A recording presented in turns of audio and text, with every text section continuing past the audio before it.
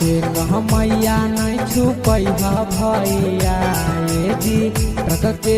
मैया नहीं छुपैहा भैया कलकत्तावे से राखी ले ले अइहा भैया कलकत्तावे से राखी ले ले अइहा भैया रख के मैया नहीं छुपैहा भैया ये जी रख के मैया नहीं छुपैहा भैया कलकत्तावे से राखी ले ले अइहा भैया कलकत्तावे से राखी ले ले अइहा भैया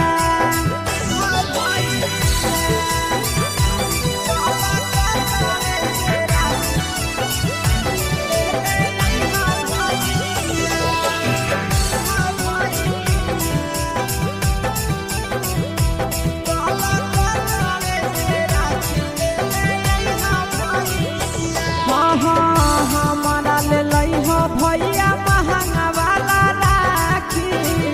नया डिजाइन के अइलै बोलो हलै साखी हमारा ले लइहा भैया महंगा वाला राखी नया डिजाइन के अइलै बोलो हलै साखी बहिनी के यार ना तोड़ी हा भैया ये जी बहिनी के यहाँ ना तोड़ी हा भैया कलकत्तावे से राखी ले ले अइहा भैया कलकत्तावे से राखी ले ले अइहा भैया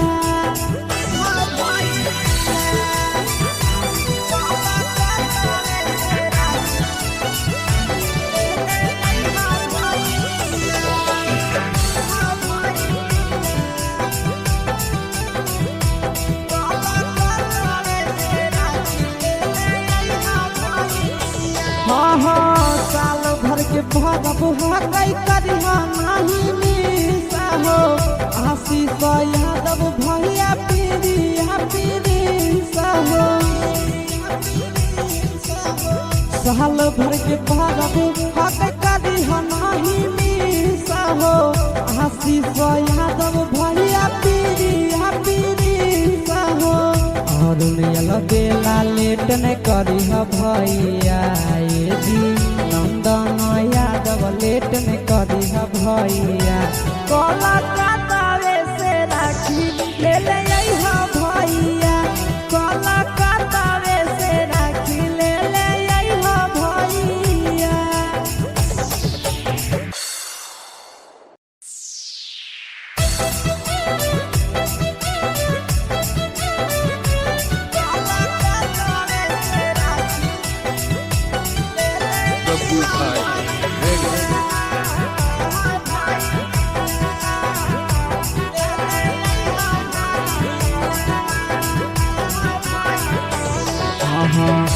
के मैया नहीं छुपैहा भैया ये जी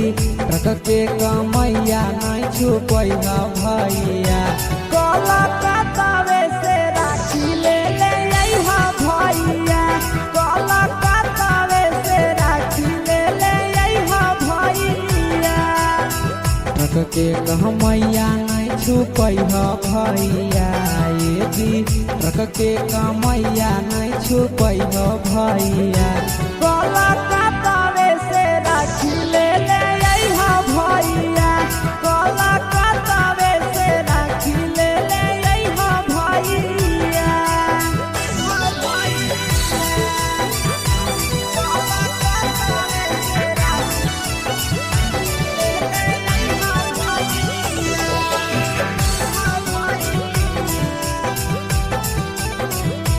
कलकत्तावे से राखी ले ले अइहा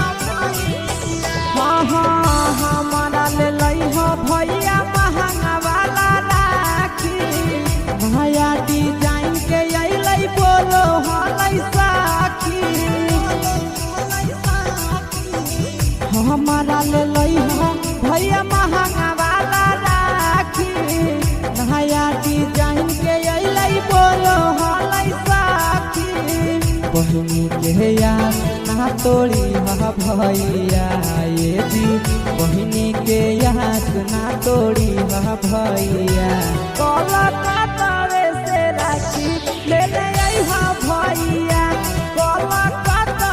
से राखी ले ले अइहा भैया